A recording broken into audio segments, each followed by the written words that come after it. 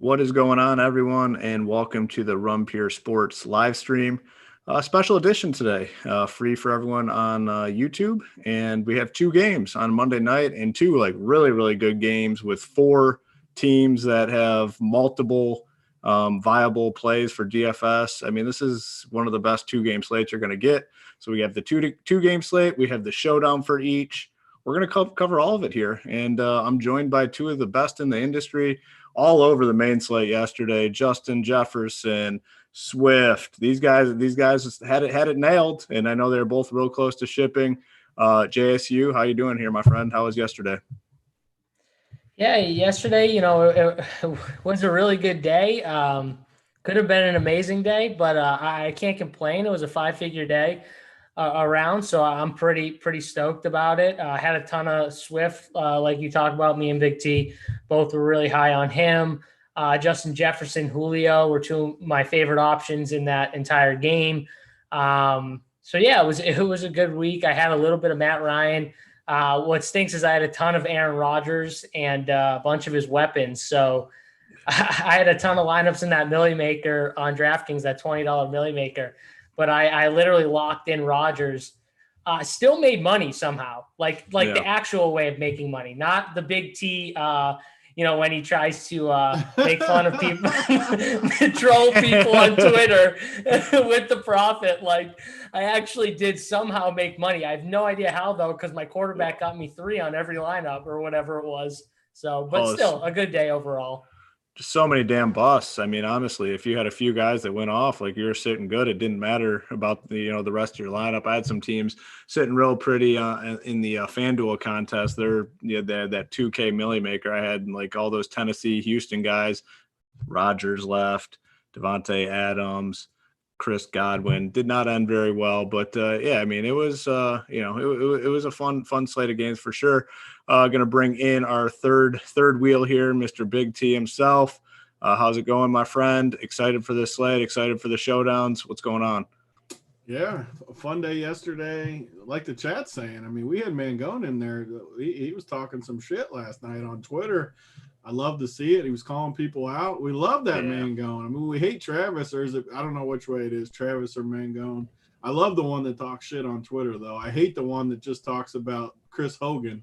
Hate that one. So if we can just keep the good one, I love it. But great day yesterday. Could have been a massive day yesterday. Obviously, the late games friggin' sucked. And then the late showdown, we were kind of on Cam Akers. He never even came in the game. I don't even know if he was in the building, honestly. That sucked. But tonight, we got a 2-game Millie Maker. We got 2 showdowns, massive slates. And I'm looking forward to it because we got all kinds of plays on the board, lots of directions you can go to be different. I'm excited. Yeah, it's definitely a good slate. And 2 totals that are in the mid 50s and the spreads in the game are relatively close. And, we'll break it down. We're going to do the 2-game slate first, and then we'll do each individual showdown as well. So we're going to give out some good information here for sure. All I do ask is that you head over to Rum Pure Sports and check it out. If you're not a member, give it a look. Right now we have a promo code. It is Showdown, SHOWDOWN, which, I mean, I'm sure you guys already knew how to spell Showdown, but just to verify, that's the code, and it gets you 25% off your first payment, so you can give it a try, see if you like it. We have these videos every single Showdown slate throughout the season. Tony and I have been doing the Thursday and Mondays, and then Tony, JSU, and JJ, Uncle Dunkle, have been handling the Sunday night games. Tons of good information. And those videos are typically premium. So you need to be a member to check those out. We have the Tournament of Championship going on right now, $20,000 in free prizes. And all you have to do is you have to be a member to be eligible for those prizes. Just a ton of good content, our core plays, ranking system, slate plan, which I think is really cool, where each individual contributor has like a little paragraph of, what their plan is on the slate. So it goes a little deeper than just the core play. So head on over there and check it out. It's rumpuresports.com, promo code Showdown. All right. Well, now that is out of the way, let's dive into the slate. The first game on the slate, 5 p.m. Eastern. It is the Chiefs. It is the Bills. The total is, what is it, Tony? 55, 56 range? Yeah, we got both these games tonight have big totals. We got a 55.5 and a 55, it looks like currently. So Basically the same total both games. Yeah, big totals both games. The Chiefs are favored by 5, and they're going to be most likely the most popular team on this slate. And that's fine. I mean, they're without Sammy Watkins. I mean, just the best offense probably in football, going up against the Bills, who, you know, when we hear of the Bills, we think, all right, this team, strong defensive-minded team, blah, blah, blah. Not the case anymore. Their defense, not very good. They've been getting absolutely shredded throughout the season. And, you know, the Chiefs have a total of 30 in this game. It's the highest on the slate by a couple points. Let's start there. Obviously, Mahomes at quarterback going to be very popular. But like I said, they don't have Sammy Watkins. And, you know, that is, you know, a slight boost to some guys, specifically Mecole Hardman, who will probably be one of the more popular value plays on the slate. Tony, give me your rundown of the Chiefs side of the things here. Yeah, so I can kind of show too. I wanted to, this will be a good segue into, now we have the deal with Roto Grinders where we're going to use Lineup HQ for our optimizer. It'll be where we'll have our projections up there, other stuff that you'll be able to access. But I'll go ahead and screen share and show you guys kind of how to do it. Actually, I won't even pull it up. I'll do it on the screen if Simon goes to it. But so when you go to the homepage, once you get it ordered, you just come to NFL or whatever sport. We'll have all the sports up this week. And then you go to Lineup Builder, and let's see if it, hopefully it works good for me the first try. But once you click the Lineup Builder, you got FanDuel NFL, DK NFL, just because I'm mad at FanDuel right now for how terrible they've been the last 2 weeks. Terrible updates with scoring, no late swap ability, all kinds of disaster. We're not even going to pull up the FanDuel part, but go to DraftKings, NFL, and then it's going to pull up the Roto Grinders Lineup HQ for us, where we can kind of play around with that on the screen share. But it should, let's pull up the 2-game slate now. And then this is kind of the stuff you'd be able to do on here. Once we pull it up, we can go to Kansas City, like Hoop said. We'll pull up the offense, and you got kind of all their weapons here. So like Hoop said, Sammy Watkins out, which is going to open the door for a guy like Mecole Hardman, who point per dollar is probably the best play on the slate, I would say. I mean, right there with anyone. Him, and then the same debate as always when a guy like Sammy Watkins is out. You got Hardman or D-Rob. I think Hoop and a lot of the like optimal players that play the right way, play the good cash way, are always going to play Mecole Hardman in this spot. For one, because it's just too cheap for him. He's definitely a more optimal type play. But then you talk about, and I haven't talked to JSU all day, so he might laugh at me too, but in my tournament head, it's just an easy pivot to go D-Rob and leave 900. I'm going to play both of them. I'm not saying I'm going to fade Hardman, but you got an interesting spot for these two. And these projections are not probably updated, but Hardman's got to be projected more than this. D-Rob probably is good at 7. So Hardman's definitely a more optimal play. But I think D-Rob's in play. What do you think, JSU? Yeah, so I think all of these wide receivers are obviously in play because outside of Pringle, most of these guys have been getting decent run anyways. Even Hardman, you know, if he's seeing 45% of the snaps, he's still getting good looks because he just runs deep targets and he's always a threat with Mahomes back there. So now you bump his snap count up, which is obviously going to be good for him. It's not going to go up crazy. Like he's not going to be in there for 80 or 90% of the snaps. I don't think. Just because him and Tyreek, they both run deep routes and, you know, they're going to need breaks at times. But I think that they're both great plays. When you look at it from an ownership standpoint, you're seeing one guy's going to be 40% probably, and one guy's going to be 20 or 10 maybe even. So from that standpoint, you're going to look at Demarcus Robinson and say, okay, he's a good pivot. I think Pringle or whatever his name is, the other guy, he's going to see some decent run as well. Because like I said, they can't have Tyreek and Mecole out there together the entire game. It just, they run deep route. They both just do the same thing. So they're not going to always have these guys out on every single play together. It's just not going to work that way. D-Rob makes a lot of sense because he's going to play on the outside a lot. I think Pringle sees a decent amount of run. I think he steps into that Hardman role where Hardman was seeing like 40%. Normally when Sammy's in there, 45. I think Pringle sees like 35 to 40. So even him on a 2-game slate is interesting. And maybe you say, okay, he's more of a showdown play. But I think all these wide receivers are in play. They got the best quarterback in the league throwing them the ball. So anyone's going to look better when Pat Mahomes is their quarterback. I think you can make a case for any of these wide receivers. And honestly, I might set a rule where like I have at least 2 passing options from the Chiefs in all of my lineups, because the Bills defense, to me, one, they're giving up the most passing yards, I'm pretty sure, of anyone on this slate, even more than the Cowboys per game anyways. I'm pretty sure. So this looks like a team to attack, through the air. And I'm going to definitely be overweight on that stance.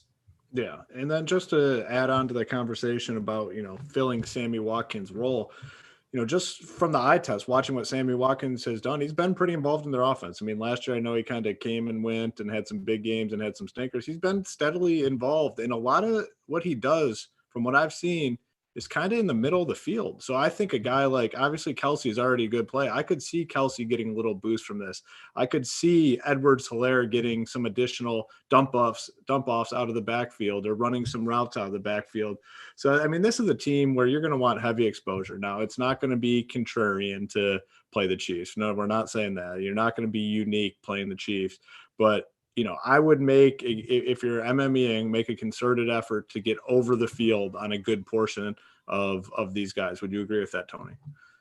Yeah, so just to piggyback on what both of you guys are saying, and one of the reasons I wanted to show the lineup builder and how you can use it, these 2-game slates, especially this slate, you guys could make a case, but we've never had a 2-game slate where you could play legitimately all 4 quarterbacks without a doubt. I think all 4 of them are great plays, honestly. You got to pick a direction and go, but more than anything on these slates, the rules are going to be crucial, because if you play a Patrick Mahomes team at quarterback, you just have to play 2 pass. I think it's almost like showdown rules.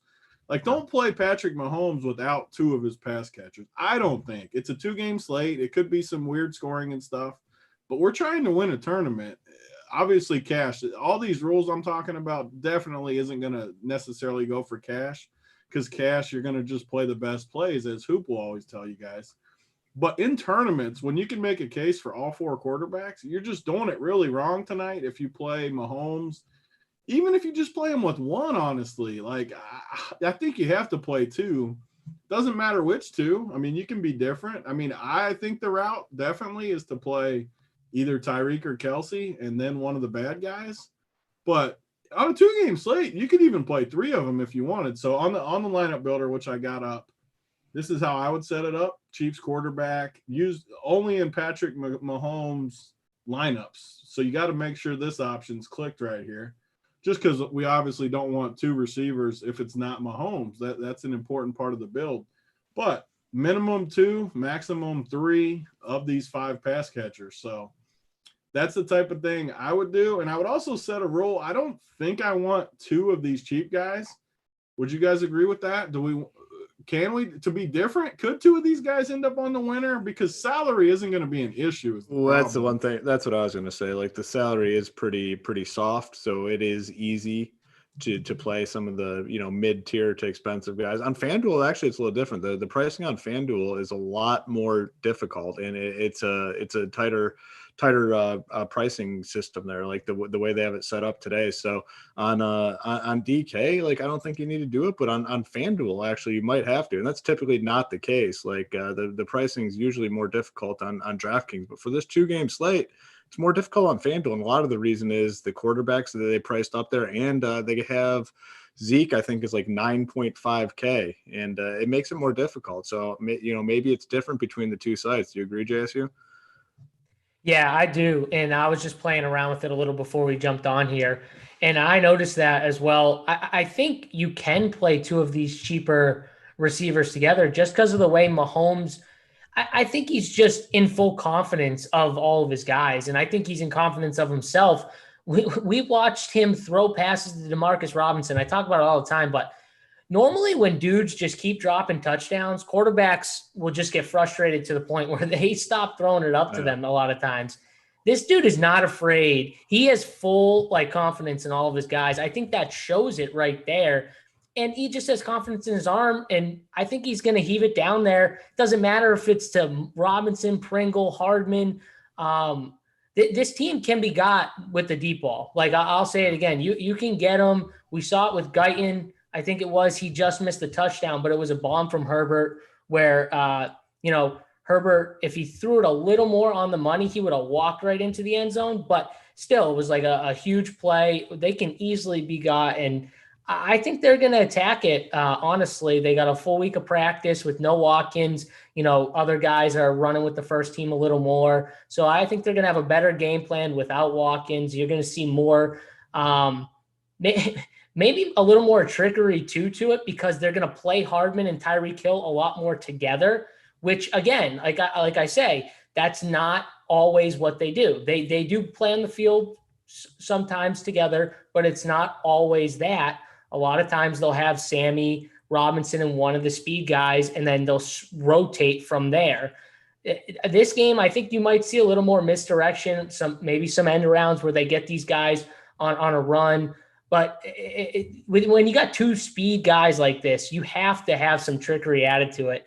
And I think that's going to bring some wide open DeMarcus Robinson or Pringle, Travis Kelce even on misdirections where these speed guys just take everyone one way and then someone's wide open the other way. Yeah. So that's where I'm looking at. I'm definitely going to play two cheap guys in a lineup. Yeah, I mean, it's we've talked a lot about the Chiefs here, but they're by far the offense you want exposure to. They have the highest team total, and they have a key injury, Sammy Watkins out. So definitely going to want some exposure to this offense, and most likely a lot of it. Now let's head over to the Bills side. One more thing before we move on. Someone in chat, my man, I forget what his screen name is, but Mitchell said, should we include or not should we? You can include CEH in the build, and I agree. So on the Tyreek or on the Mahomes build, definitely put Edwards-Helaire in there. So he's a pass catcher easily.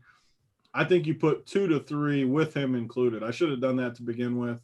Good call. It just shows these rules are crucial, but so every Mahomes build would have 2 of these 3, and then obviously any build, only one of the scrub guys. But I think that's important. Yeah, I like that call for sure. I mean, he's, there's not many running back plays on the slate. I mean, you have Zeke, you have CEH, and then it gets a little dicey after that. I mean, you have Kenyon Drake not active in the passing game at all this season, going to be touchdown dependent. Edmonds is really closing in on his role. And then you have Singletary, who's looked like dog crap. So far had a big opportunity last game. We thought with Moss being ruled out, he had a fair price on that showdown slate, and he completely busted. And the touchdowns just really aren't there. So I mean, running back's pretty tough. And I mean, Edwards-Helaire is going to be very highly owned. Zeke's going to be very, very highly owned. But that's fine. We got a 2-game slate.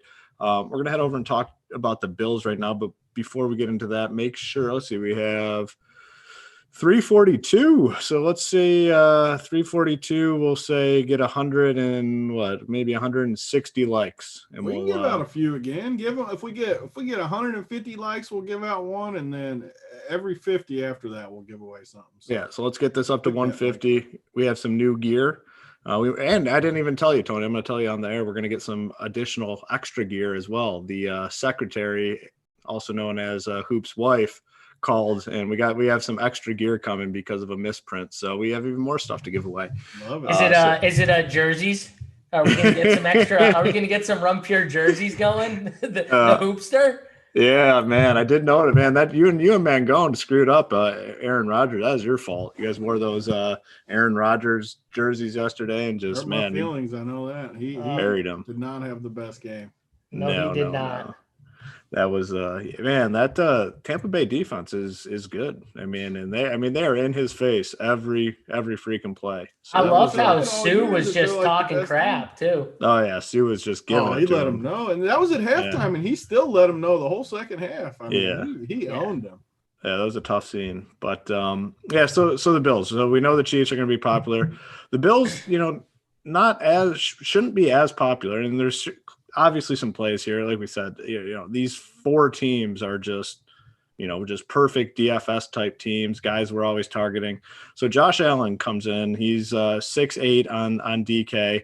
And, he's, very solid, obviously. Now, in terms of his ownership, it's going to be much less than Patrick Mahomes. He could potentially be the third or fourth guy in terms of ownership on this slate. Tony, I'll start with you. What are you doing with Josh Allen here? So, like I said, I think you just got to pick a side with these, because I honestly think I could make a legitimate case for all four quarterbacks. I think all four of them do good, which in a way, when we get to the Dallas game, is going to lead me just to play Dalton a little bit, because I do think all four guys end up similarly scoring to where I don't think quarterback's going to win it or lose it for you tonight. Put it that way. Yeah. I think they're all going to do good. It just gives you more options. But you can play any of these guys, which is why the rules are going to be crucial. I don't think you have to play two with Josh Allen, but the same type thing. We got to come in here. We got to go to our groups. We got to say Bills, quarterback, same thing, Josh Allen. Put all the wide receivers in here. I mean, Beasley, John Brown. I mean, you definitely could play two, but the difference is going to be, I'll put the rest of them in as we go. But so with the Chiefs, where we put 2 men, 3 max, I'm going to do the opposite here. I'm going to do, well, not the opposite, just one less. I'm going to do 1 to 2, because you can still have 2. I never want 3 with the Bills, I don't think, because of the style they play and the other good plays on the slate. But I want at least 1 pass catcher with Josh Allen, just because this slate, you gotta have the correlation. I'm okay with 2 of them. I definitely don't want 3 though. Where the Chiefs, you could play 3. You guys, JSU, do you agree with that in tournaments, or am I doing this wrong? I honestly think for the Chiefs, you should have 3. To be honest with you, men 3 though. I'm just saying. I think I'm gonna. So here's the thing: is when you're making including Edwards, if you're including Edwards, yes. Hilaire, right? Oh yeah. But that's a lot of touchdowns, man. But again, Pat Mahomes spreads the ball around. Are you just projecting him to just throw it to like 1 or 2 from dudes? All 4 teams. I don't think there's enough scoring for 3 dudes. There could be. If the other game doesn't score as good, it definitely could be. I don't know. I think 2 of these cheap guys could pop, and right now they have 3 clear cheap guys. Well, what does pop mean, though? Pop where they give you 50 plus yards and a touchdown each. I mean, that might not be enough. 3K, 3,300 for some of these guys. Not going to matter, though. It will to some extent. Pat Mahomes, Zeke. I mean, they're away. DeAndre Hopkins. You could plug some of these guys, these expensive guys in, and then rotate from there. I don't know. You're saying that you don't like having 3 pass catchers from Mahomes? Normally, I'm on the same page as you too, but there's just too much scoring on this slate to where I don't want to say you have to, but no. I don't know. Well, yeah, I think you said 3 men. Here's a question for you guys. Does John Brown's availability change any of this in terms of, the cheap guys to target on the slate? Let's say John, right? Well, he's still officially listed as questionable. Really? He had two full practices, and then he practiced on Saturday, but it was limited practice. He didn't get the full practice, so he had 2 fulls. I think Thursday, Friday, they practiced on Saturday, and he was only limited. Now that could mean that they only had a limited practice. Who knows? But he was, last week we kind of thought he was going to play, and he just popped up as inactive. There was not much news about it before. How does that change things? I'll go to you, Tony, whether or not he plays. Yeah, I mean, I definitely think he plays, but if he doesn't, then I definitely don't want – I shouldn't say definitely, because you can always have 2, but I prefer 1 with Josh Allen just because of the other weapons. And it makes Gabe Davis, I think, a better play to me than the Kansas City Chalk guys. I think I'd rather play him than the Chalk Hardman play if John Brown was somehow out. If he's in, obviously I don't like I mean, the people in the chat are saying he's playing for – I mean, he's still officially listed as questionable. And last week we kind of thought he was going to play, and he was inactive. So that's the only reason I'm kind of bringing this up, because I wouldn't be surprised if he is inactive. I mean, we don't have a definitive statement on whether or not he's playing. So just kind of want to – if he does play, I mean, 4K, I mean, he's phenomenal. And then on FanDuel, he's only 5.8K. I think he's a phenomenal play on both slates if he's in. But if he's out, I mean, this Gabriel Davis dude, I think would just be a slam dunk play. He looks good anyways. If John Brown's in there, I think he's one of the sneakier plays of the slate because he's just talented. He looked really good, and I think it was a showdown, versus Tennessee when we kind of – he had that touchdown that got called back where he went way up and caught it. Yeah. He looks like a stud to me. I kind of hope I can play him at a low ownership because if John Brown's in, no one's going to play Gabe Davis. So I don't mind playing him. Yeah, I mean, I just don't think they're going to strip away his role. He looks very talented. Josh Allen was looking to him a ton last week as well. So go ahead, JSU. Yeah, I will say that, it is a little concerning that he was a limited participation in practice on Saturday after 2 fulls. Now maybe you can just say they were letting him go easy on Saturday before, to keep him, ready. But I don't know. That just seems weird. Wouldn't you give him a limited practice on like Thursday and build him up to full Friday and Saturday? Like, I don't know. That's what Tre'Davious White did. Tre'Davious White, I'm pretty sure, was limited Thursday and then full Friday and Saturday. So that worries me a little bit. But I will say John Brown is the perfect receiver that I would want against Kansas City because I talked about it with Henry Ruggs last week.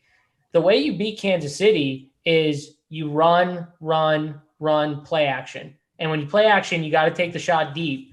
And John Brown is like the perfect receiver to pair if they can get the running game going, which was the reason why I liked Oakland, was because I really was confident in the Oakland running game, not as confident in the Bills running game. That's what worries me a little bit.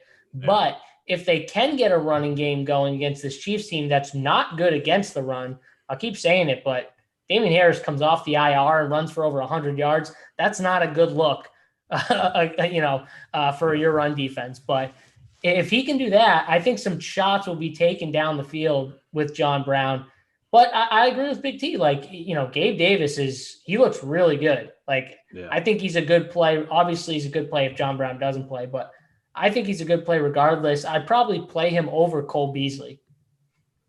Yeah, the one thing I will say actually about Cole Beasley was, that game that was the Tuesday game. No catches in the first half, and their offense looked bad. They opened up that first drive in the second half, and they were like peppering him with the ball, just like focused on getting him involved. No, I mean, I don't think he's a high upside, tournament winning guy, but it's just something to take note of. Like, they were focused on getting him involved after no catches in the first half. You touched on Singletary, JSU. Are you going to be playing him tonight? Yeah, and just to say, like, Cole Beasley to me sounds like a perfect cash play.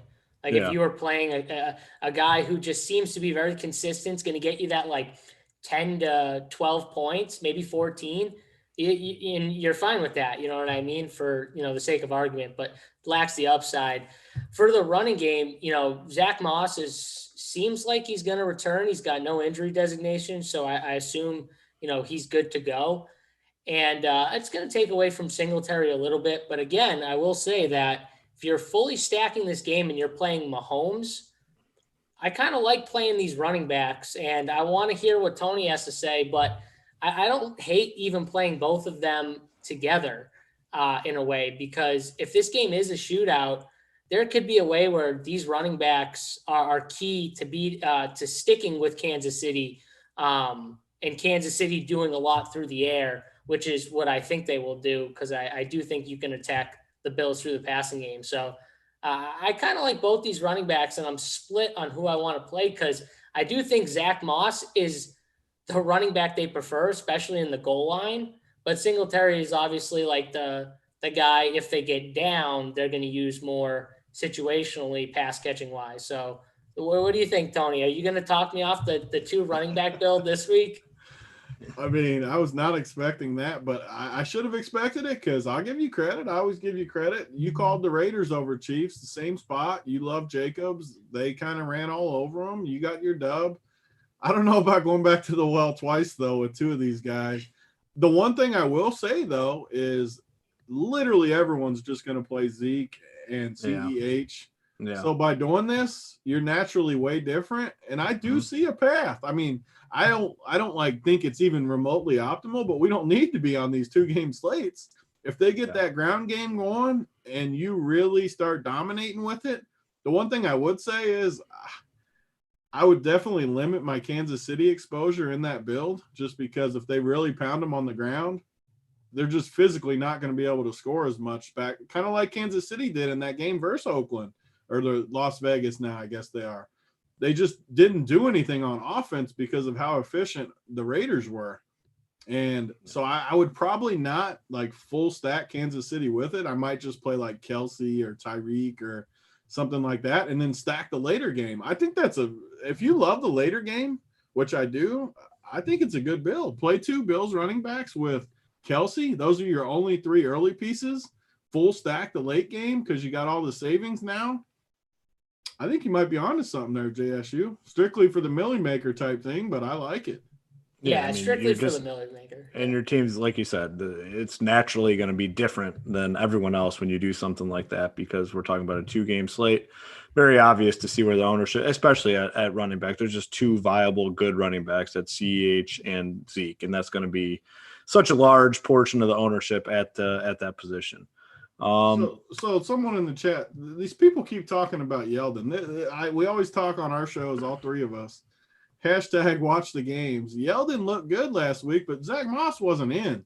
Yeldon is not going to get Yeldon didn't do anything until they were getting their butts pounded. Yeah. Until their both butt cheeks were already red, and then he comes in and he caught a 20-yard touchdown that I'm still convinced wasn't even meant for him. Was meant for the guy behind him, honestly. And he was the one in the back. You're thinking there was two Bills guys right next to each other. One was in front of Yeldon. So lucky. And Yeldon ended up catching it. It doesn't even matter, but the point is the pass was amazing, by the way. Like, I don't even know how he made that pass, but TJ Yeldon's not going to see run if Zach Moss play at all.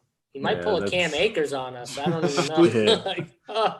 So just the rules, just so I can keep showing as we build. I think it's helpful. But so with the Bills, same thing. I put Singletary in the same build where we got one, just because Singletary and Allen, they correlate pretty good. So definitely put him in there. 1 to 2, I think, is good. But then the scrubs. Don't ever forget putting the scrubs in your group build, because you don't want, if you don't do this, somehow you get to the end, and sometimes you get weird combinations that you would never want.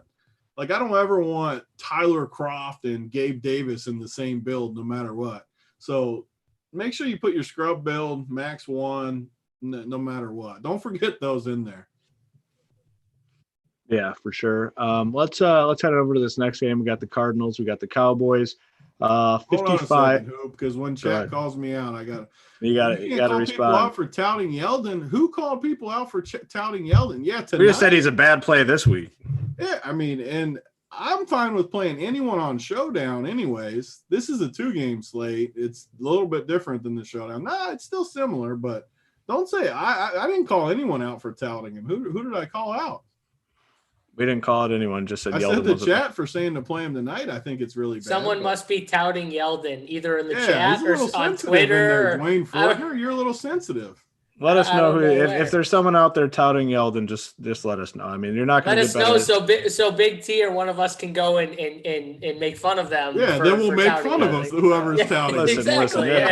You're not going to come in here with that sort of talk. Like, you're getting the best information in the industry right now from people who literally actually play their plays. A lot of these tout sites, that's not the case anymore. So, and it's free too. Season long though out there. Yeah, season long, baby. It's all that matters. You got that 6-0 record. Some dude today on Twitter. This is awesome.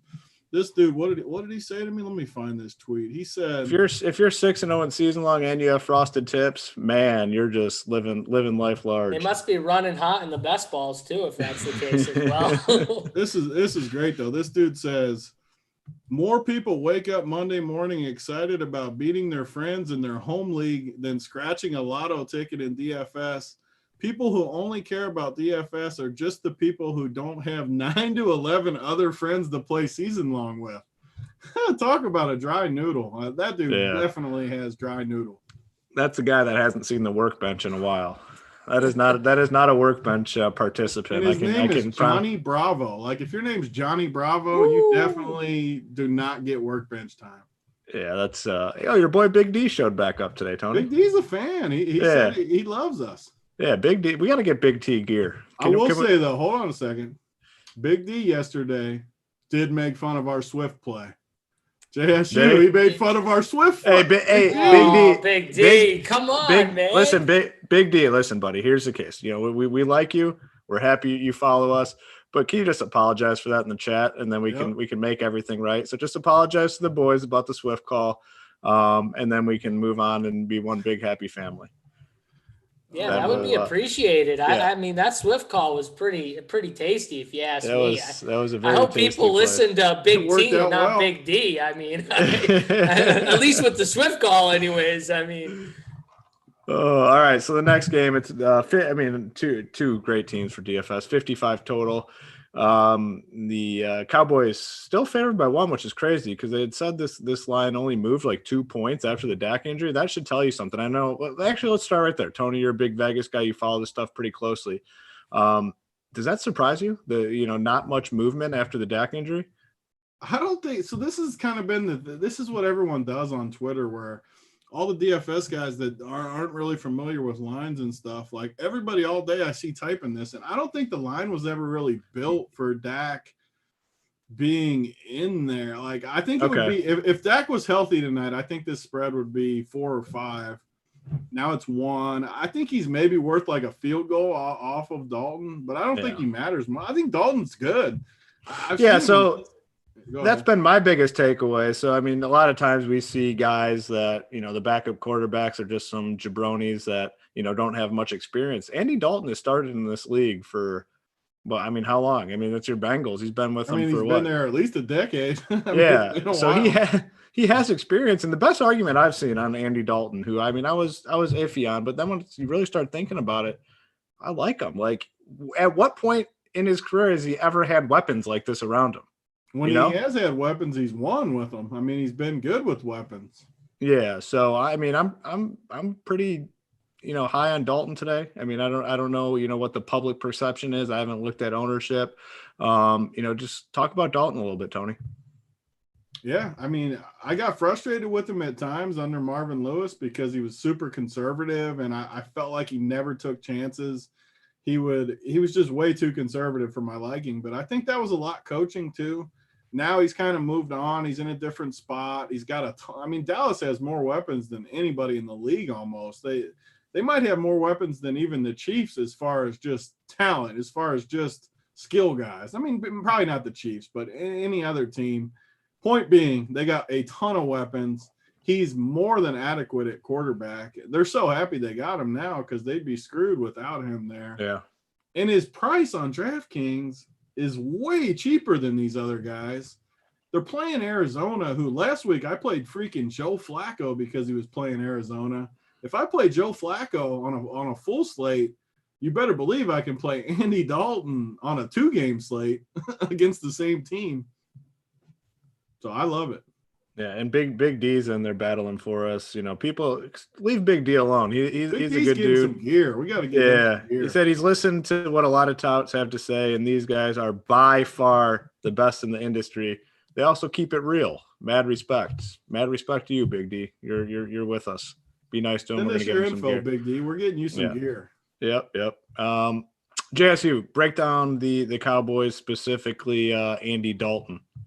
Yeah, so this is where me and Big T can agree finally. And like Big T said, we haven't talked all day. We agree too. We get to the winner's circle. That's right. 5,200 for Andy Dalton. Now, first of all, this guy is still a fine quarterback. He gets into an offense with 3 offensive wide receivers, which I think is where you're going with, Big T, where you were trying to say that these are by far the 3 best wide receiver tandem he's played with. But hold on, he's played with in his career. And yeah, he had AJ Green, but AJ Green was always injured. He didn't really have much else. TJ, was it Husmanzada? I think he had for a little while. But again, CeeDee Lamb opens up this offense so good. And CeeDee Lamb is perfect for a guy like Dalton over the middle in the slot.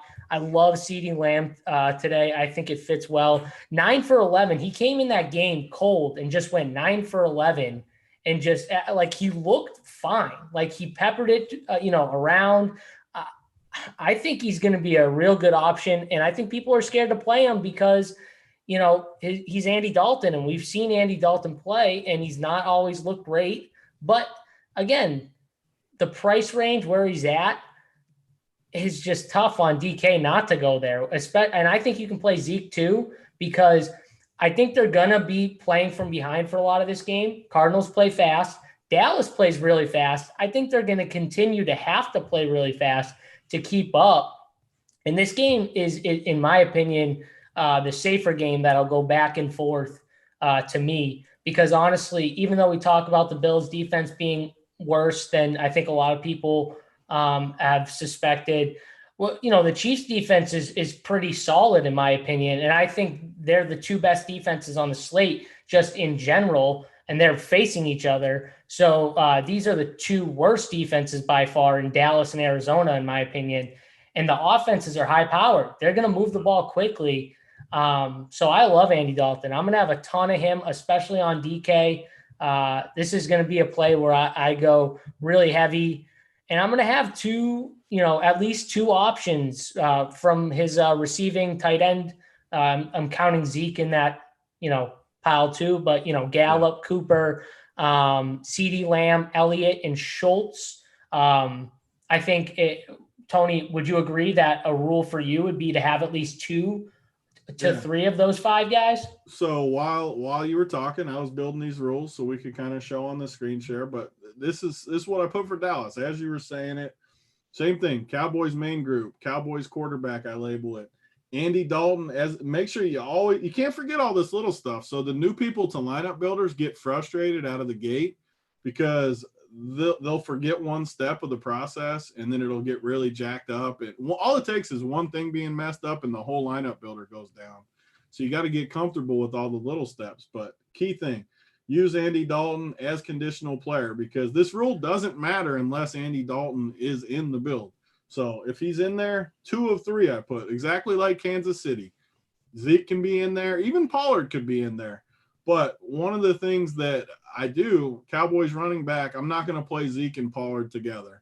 So that will kind of negate the other rule to where you'll never have those two. But you could have Cooper and Pollard, you're not going to get much Pollard anyways because of his projection. But if you play 150, maybe you get 1 or 2 teams or something. Just, you never know what happens on these 2-game slates. But two of these 3, and honestly, now that I'm looking at it, I definitely, if I'm playing Dalton, I'm going to add one more rule. Cowboys wide receivers. I'm just going to put the big 3 in here: CD, Coop, and what's the other dude's Gallup. name? Gallup. And I'm going to go for sure 1 to 2 of these guys. If I'm playing Dalton, I want 1 receiver at least. That means I can still get 2, of course, but it kind of goes nicely with our other rule that we got 2 to 3 here. So it could be Zeke. It just gives you a little more balance to where your groups. Do you need to put Andy Dalton as a conditional player? Did I do that on that, or did I forget?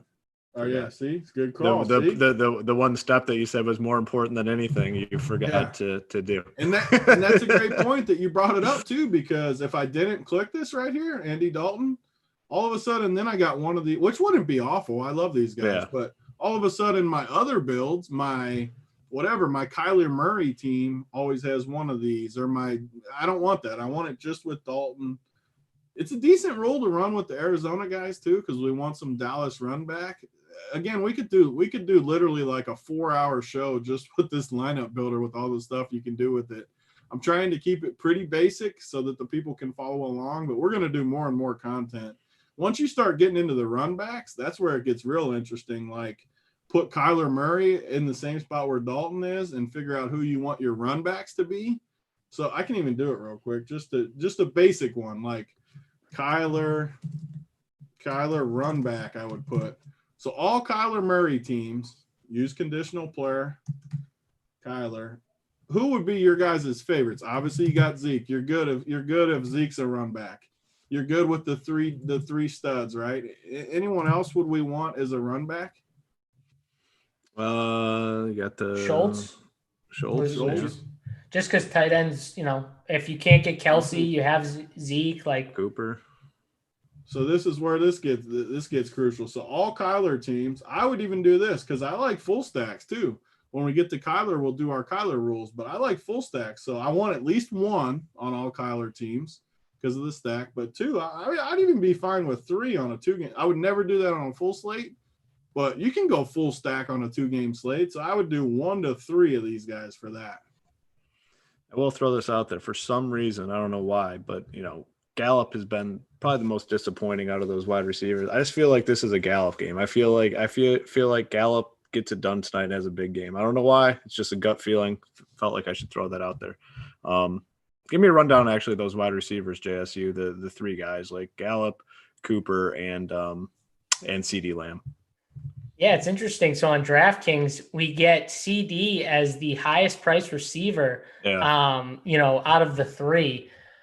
I hope that keeps his ownership a little lower than at least Cooper, and then maybe Gallup too, just because Gallup is $4,700. It's $1,100 difference. But either way, I think CD is the best play out of the 3. If I had to pick, Dalton, in my opinion, he had that nice pass to Gallup, but I think we're going to see the most consistent guy come through is going to be the guy playing in the slot, because when things break down, I think it's going to be Dalton just getting that quick, easy pass to the slot receiver. It's going to be CD a lot. He covers that short and mid-range routes.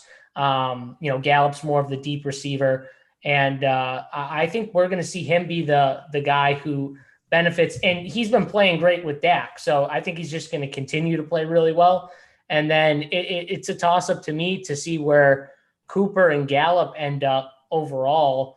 I think for me, though, it's CD1, and then I probably have to lean with Cooper 2 and then Gallup 3, but it's really close with those 3 receivers. I mean, I'm saying CD's 1, though, for sure. Tony? Yeah, CDs look the best to me. I mean, you pull up just strictly the numbers. I mean, 11 targets, 7, 6, 9, 6. Good every week. Solid catches and yards. I mean, he's had over 5 catches every week. He's had great numbers as far as yards. He hasn't had a bad week yet. He's been good. Knock on wood. Hopefully it doesn't come tonight, but he's looked like the best guy to me. I like him better than Coop just based on price. This week, Coop is going to be the most popular because he's cheaper than CD, and people still think he's better. But I honestly think CeeDee Lamb is a better receiver than Coop. Take the price out of it. Take everything out of it. I just think he's better. He might not be much better, but I think he's better. Yeah. Look at what Dalton did with Tyler Boyd for the short time they were together. Yeah. Think of it like that. Tyler Boyd. Okay, so CeeDee Lamb is now playing the Tyler Boyd role of what they had in Cincinnati. And remember, the last year Dalton played at Cincinnati, what did they do? Zach Taylor, 3 wide receiver sets almost 90% of the time. What do they play in Dallas? 90% of the time, 3 wide receiver sets. He's already played in a similar style with the 11 personnel out there. And now CeeDee Lamb is pretty much the Tyler Boyd for Andy Dalton. So I think we got to look at it that way and see what he's done to the point with Boyd last year, now Dalton, CD this year. Yeah, no, I like that. And just to follow up to what Hoop said, just because we're going into it, but Gallup has clearly been the worst. But that being said, what's going to happen when everyone knows he's been the worst? He's definitely going to be way lower owned than the other 2. Yeah, for tournaments, he's got to be such a good play for tournaments. I mean, he's been by far the most disappointing, and the change at quarterback can't hurt him because he has not been great. So the only thing that could happen here is, hey, Dalton, maybe him and Dalton have a connection. Maybe they found something at practice. I think it's worth a shot in tournaments. He's clearly going to be, lower owned than those guys. The upside is certainly there. He's got the big play upside as well. We have almost 500 people watching. We have 149 likes. That's not going to do it, folks. If you want some of this Run Pure Sports gear, you got to hit that like button. What did we say? 160? I mean, we're almost there for the first one, but we can continue to give more away. Get a couple. I mean, at 500, we should be at 250. That's 3 pieces of gear. Yeah. So I gotta say something too, real quick. Record 62 says, Big T, you got to admit that the Cam Akers call was worse than Mangone's Chris Hogan call. God, now, let me just tell you why that is the worst. You're gonna get me on a tangent. I'm gonna do it for you. That is the worst. It's not even close. You want to know why? Because Chris Hogan call, wasn't that on a main slate? Wasn't that a morning wood show with 11 games? Cam Akers was a 2K running back who we knew coming in was the third guy, and we thought that, yes, his role was going to move up. Yes, we did think that. We thought he was going to get on the field. Yes, obviously, or we wouldn't have recommended him. But he was 2K.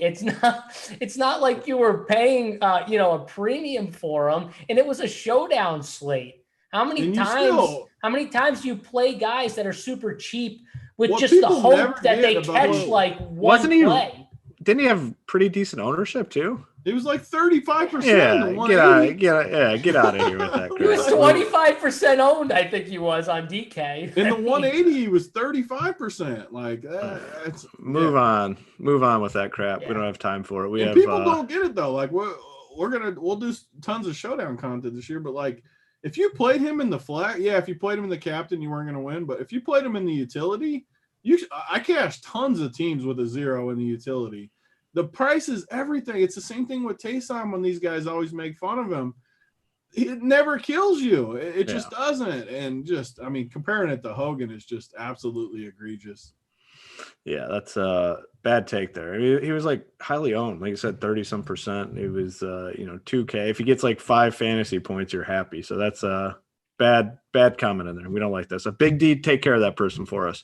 All right, let's talk about the Cardinals. I think it's very obvious, the way this slate's shaping up, that the guys on the Cardinals side of things will likely be relatively lower owned, I'd say. I think Hopkins is a great play at wide receiver, but man, there's a lot of guys $1,000, $1,500, $2,000 cheaper than Hopkins that are really strong plays. So I think that leaves him low owned. Kyler Murray, he's priced pretty close to Mahomes. I think most people end up going to Mahomes. I think this team is low owned. JSU, do you agree with me? If so, how are you going to approach this Cardinal side of things?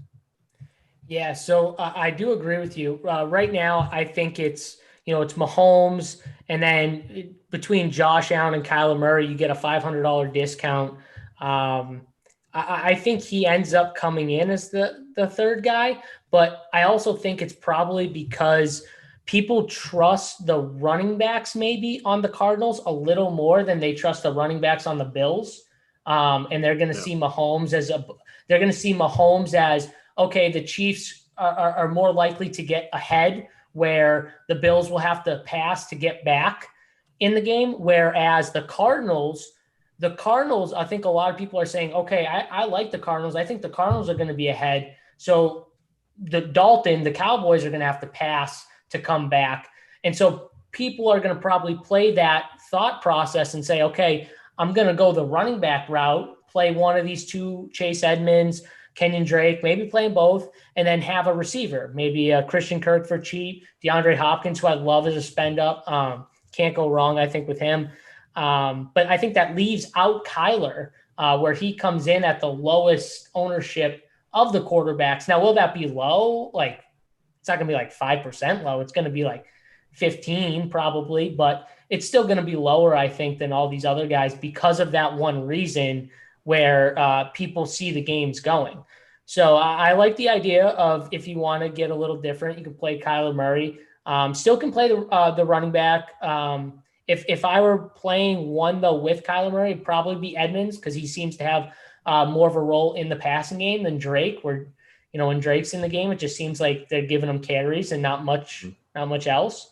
But I still think he's a fine play. I'm still going to take the discount with Dalton, though. If I'm going to play one of these two guys, I think I'm just going to play Dalton on DraftKings at the discount, or I'm going to go up to Mahomes. I think it's one or the other for me, where I want to play either Mahomes or Dalton. That's just what I'm doing. But I honestly I think all four of these quarterbacks, like Big T said earlier in the show, I think all four of these guys could have good games. Like I don't see an issue with playing any of them. Yeah, no, I agree. I mean, it's tough. I mean, it's very tough to decide. All have upside or a big price discount. I mean, we have Mahomes, Allen, Kyler Murray, all big upside plays, and then you get the big price discount with Andy Dalton for a team that still has close to a freaking 30 team total. So it's tough at the quarterback position. I could definitely see the case for playing all three. I think Murray, now that we're talking through this, might be the odd man out in terms of ownership and come in at the lowest. Tony, give me a rundown here of the Cardinals and what you plan to do with them here on the slate. Yeah, so just to start kind of with the same mold that we've been showing each team, same build. I compare the Cards to the Bills a little bit, where I'm going to go back to the one. I want one pass catcher to two with Arizona, just because Arizona, another reason I think they'll be lower owned outside of Hopkins, these dudes are pretty dusted up a little bit. I mean, I don't love a lot of these guys. So honestly, as the day goes on and as I get closer to actually building my teams, it could even be a spot where I kind of just throw all these scrub dudes out, and just if I play Kyler, I play him with Hopkins and just hope Hop gets all the work and kind of just go that way. Because, man, I have a hard time. So let's just look at Edmonds versus Drake. Has looked so terrible, but he should be low owned because of it. But, man, he just hasn't looked good. He does nothing in the pass game. He hasn't even got close to 100 yards yet. Washington, the Jets, if he can't do it versus the Jets, I worry about him.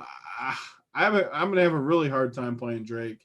Edmonds has looked a lot better, so maybe he continues to get more work. I mean, look, 3 for 36, 6 targets. He just looks way better to me. So if I play anyone, it would be Edmonds. But the hard part for me is I like the running game on every other team better. So I don't necessarily like these guys. So I just, with my rules, for sure, I'm going to set running backs. I'm never going to play Drake and Edmonds together, 0-1. Scrubs, I probably should put the running backs even in the scrub bucket, where I am going to put them in here because I don't want more than one. I mean, do you guys agree with this? More than one of, yeah, you guys, no way you guys disagree with this one. Like, I definitely do, JSU? What is it? I didn't hear you. I'm not playing more than one of any of these scrub dudes from here. Basically, besides Hopkins, I'm not playing more than, and Kirk, I'm not playing more than one of those guys. So you're not playing like, you wouldn't play Drake and Edmonds together. Is that what you're saying? Well, I definitely wouldn't play them together. No.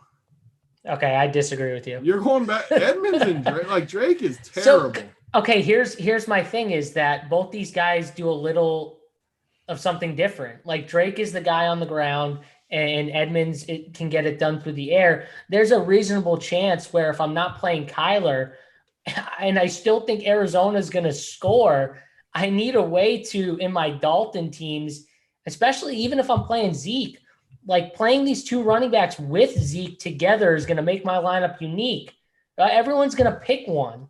Like I want to try and find ways in like the Millie Maker where my Dalton team with Zeke is going to be different. It's really hard to do without having something like that to make my team unique.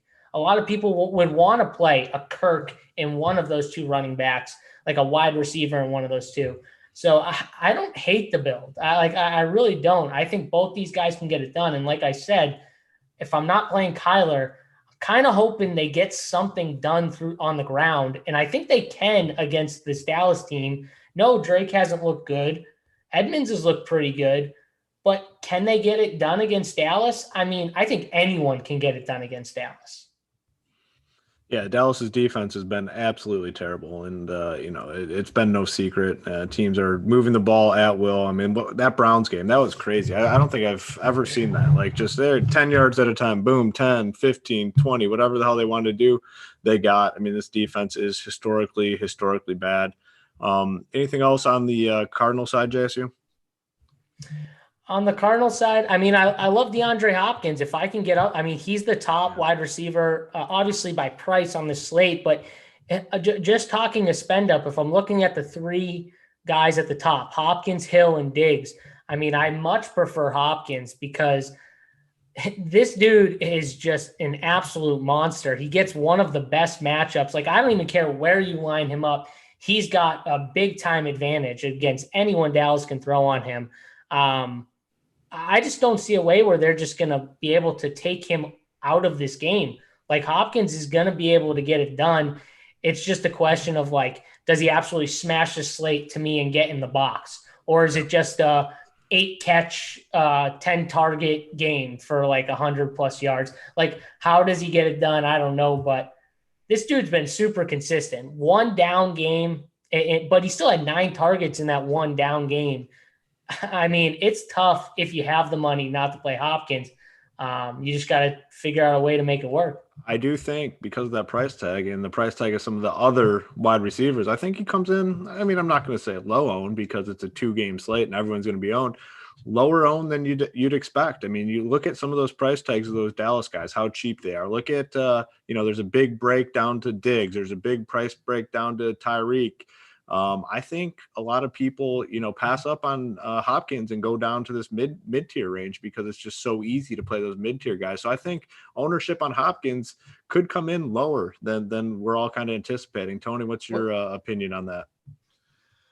I don't know, man. On DraftKings, it's hard because salary is easy. Like some of those receivers are. Well, it's easy if you're playing Dalton. If you're playing Dalton, it's easy. But if you're playing, if you're not, like these receivers are where people are going to save. I mean, you play Hardman and you play John Brown. Like, the point is the best point is the beginning of the show when we said there's so many ways you can go for a 2-game slate. Yeah. Like we have. I mean, legitimately, you go to just receiver.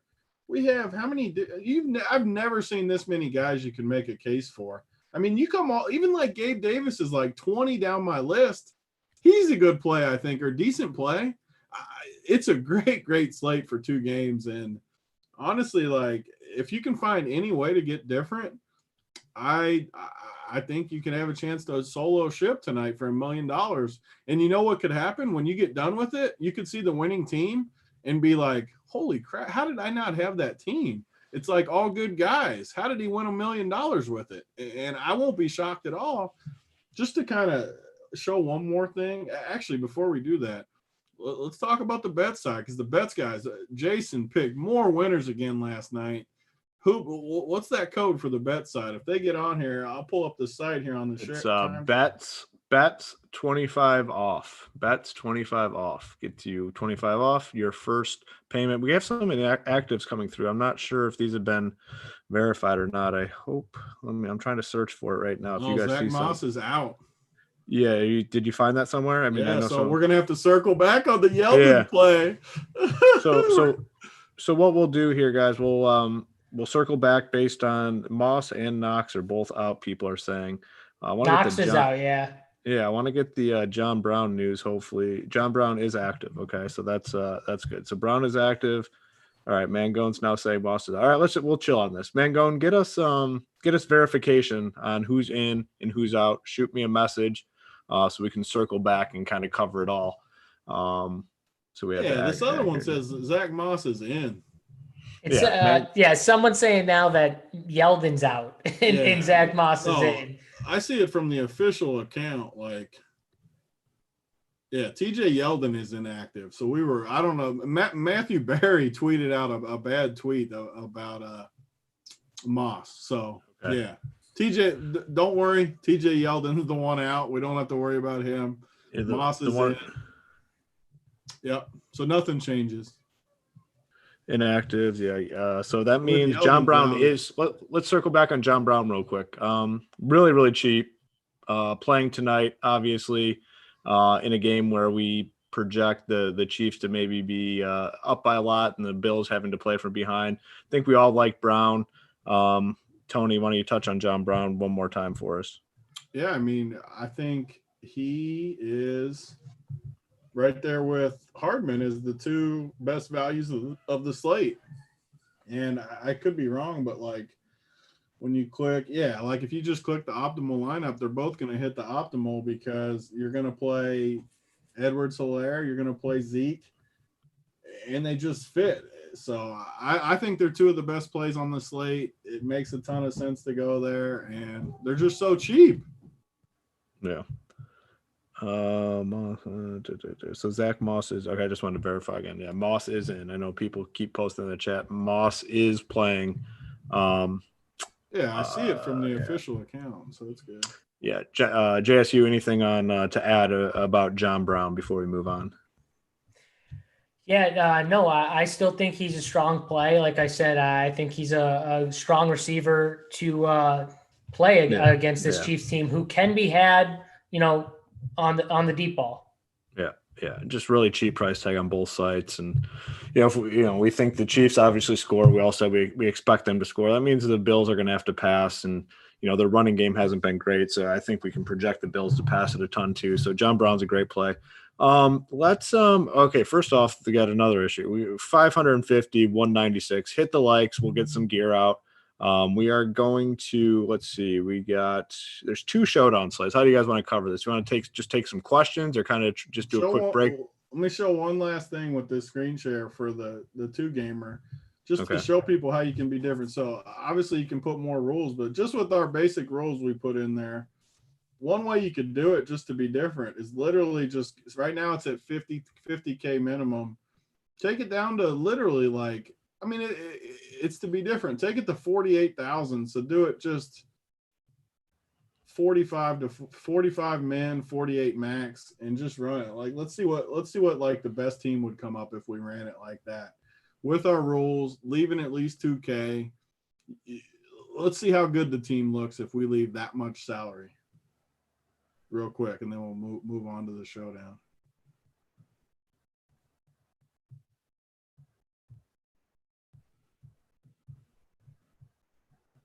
Yeah, so here we go. The optimal team. So we just talked about that. You got John Brown and Hardman. You got Andy Dalton with Schultz and Coop and Zeke. So you got 4 Dallas. You got Hop. Look at this team with 2. This leaves 2,200 in salary. Tell me what's wrong with that team right there, Hoop, as a cash player. Tons of upside. If I didn't see the salary that was left, I would assume it was close to zeroing out. Honestly, when you it's see all this solid team win guys. $1 million, right? You're like, how in the world is that team not duplicated? And then you look and it's like, because there's 2,200 in salary, there's not a bad play on this team, and it's got correlation. You got Dallas, you got the Arizona run back, you got the 3 Chiefs guys, and you got 1 Bills guy. That's how you get different in these things without having to be crazy. Let's take just to risk the rules. Let's go all the way to the bottom of this, just to show people the difference. The worst build of my 150. It might not look pretty when you get all the way down here, but let's just check just to see. At the bottom, we got Dalton, Zeke, Coop. We got the 3 best Chiefs guys. Cardinals D, which first of all, any defense on this slate is fine. That is one thing I did want to talk about the defense real quick. Who cares what you have at defense? Gun to my head, my preference would probably be the Chiefs. If I could pick one and salary didn't matter, I'd probably go with the Chiefs. But man, it's going to come down to whoever gets the turnover to the house, and it could be any of them. Yeah. I legitimately think they are a true coin flip. So whoever the lowest owned is who I think you should play. I don't know how you could see an edge in it from any. All 4 defenses kind of suck, and all 4 offenses are pretty good. Dallas's D's been awful, but you can make a case for them. But look at this team, though. There's nothing wrong with this team. Sure, Zach Moss and Zeke are there, but so you're not playing Edwards-Helaire, but you got 3 other good Chiefs.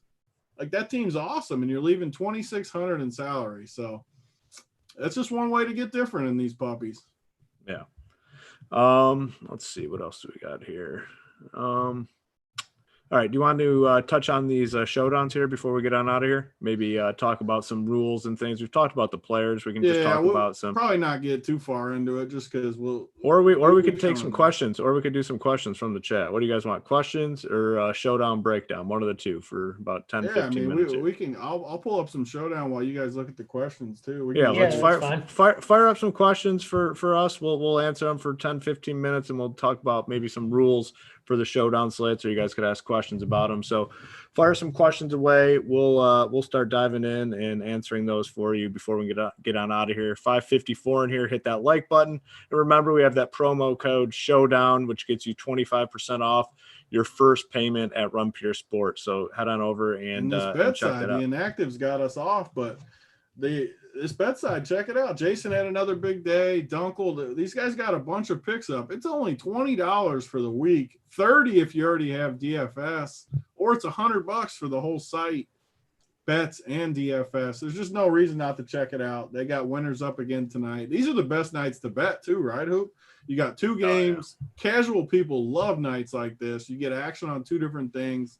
We're going to have our winners up there too. I got to get mine up, but I love these 2 games, so I can't wait to get my action up there. You get all of ours plus all of our bets team that I got up on the site. A bunch of these guys are totally crushing, so check out the bet side too. Yep. Bets 25 off is a promo code there. Tony, talk about your favorite captains and just your approach, I guess, for that first game for the Chiefs Bills, and then do the same for the Cowboys Cardinals. Like what kind of game script do you project for these games? Yeah, so naturally I kind of lean towards the Bills a little more just because of ownership, but man, it is a good showdown game, just like the two game slates, because you just have so many ways to go. And just for fun, like we always do, let's start by seeing what the optimal spits out. We can do this super quick. Again, we're going to have a playbook up.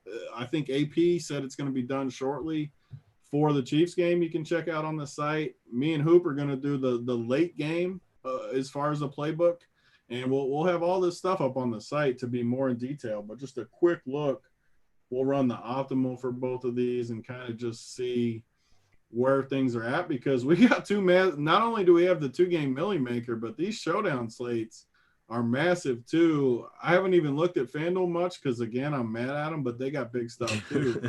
So I'm probably just going to play DK tonight. I haven't missed a FanDuel showdown slate in like 2 years. I don't think I'm going to play tonight just because I'm tired of dealing with them. Yeah, it's tough. So here we go. Them holding money for like 2 days is getting to me a little bit. And you couldn't swap again. We can't complain because we still play like donkeys, but you couldn't swap again because the scores weren't right.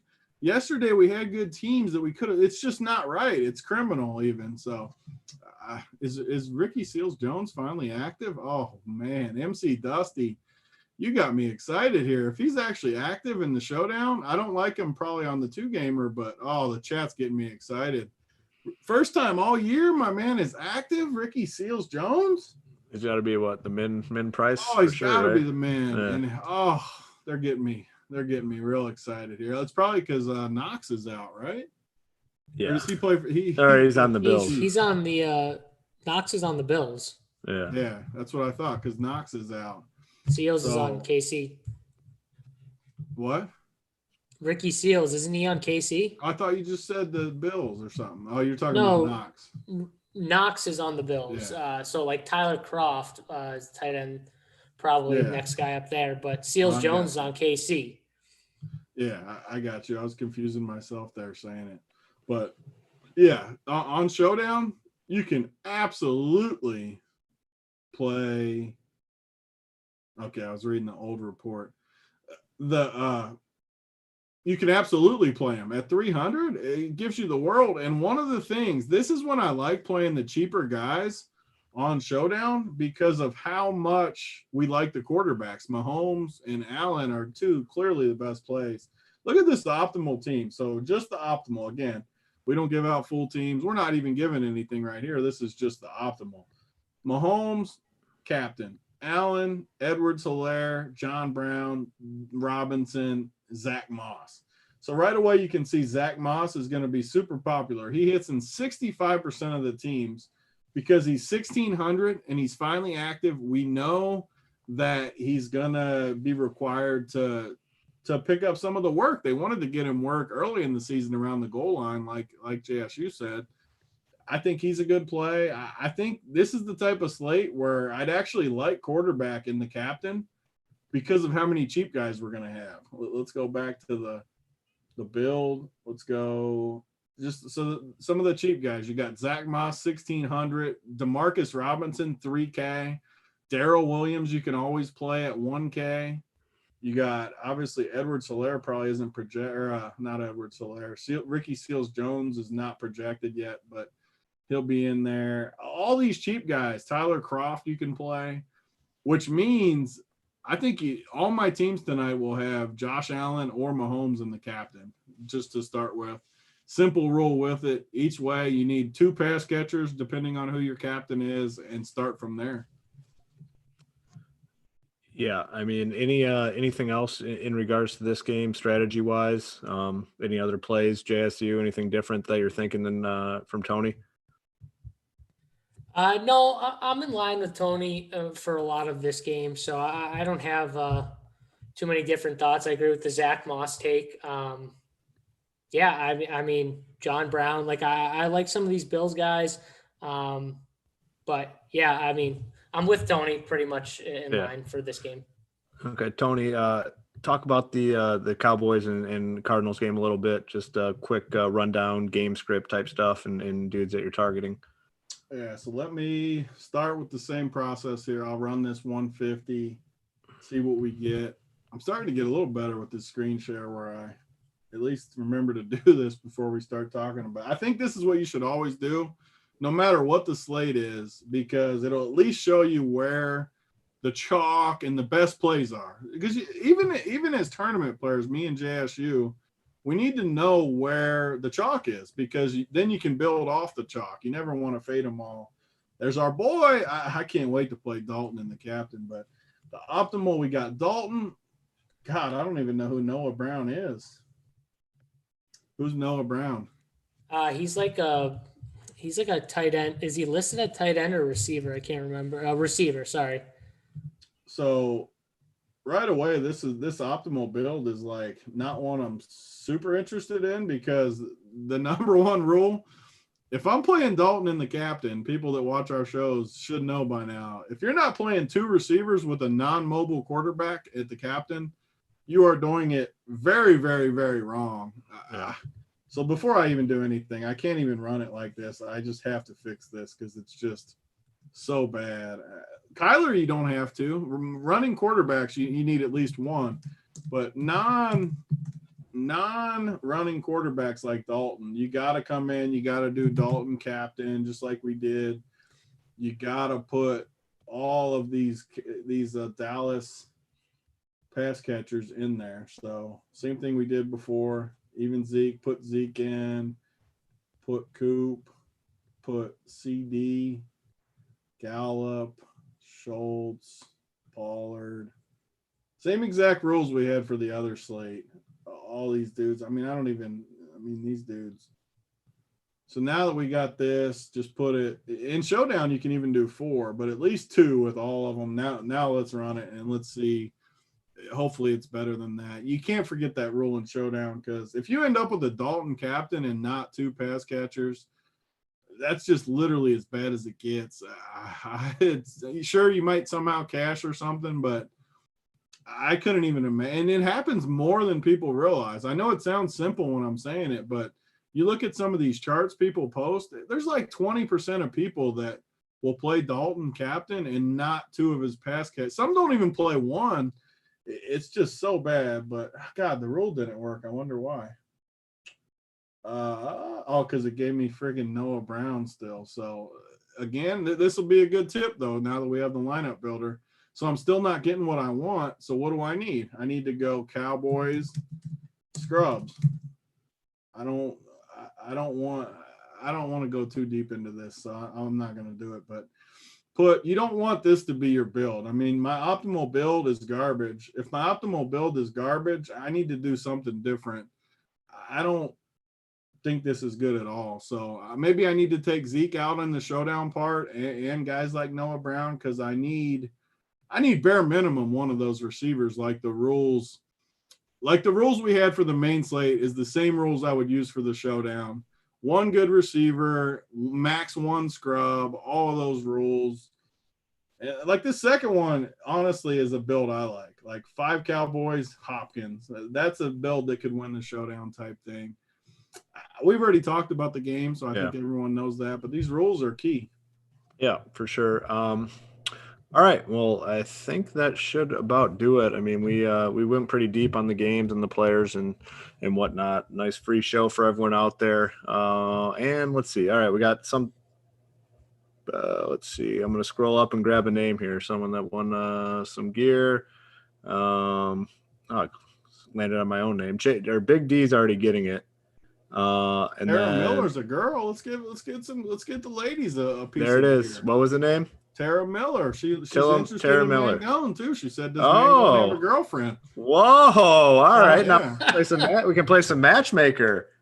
Yeah. Play some matchmaker. So Tara Miller. Okay, here's how you get the gear. You have to reach out to Mangone and send them your information. We'll get you a piece of apparel. We need to get the ladies to start representing RPS. So Tara, reach out to Mangone, and he will relay the information to Tony. And then Big D, you have also won some gear. Just being a loyal RPS member. We like you. So head on over, send us that information. We'll get you some gear sent out. And then, like I said, we got the promo code Showdown, 25% off on the DFS side, and RPS, or what it's bets 25 off on the sports betting side that we talked about earlier. So 2 promo codes, you can check it out. 25% off your first payment. So for JSU, for Big T, Hoop, we're going to get on out of here. Good luck to everyone. Let's stack up those giblets, as Mr. Big T likes to say.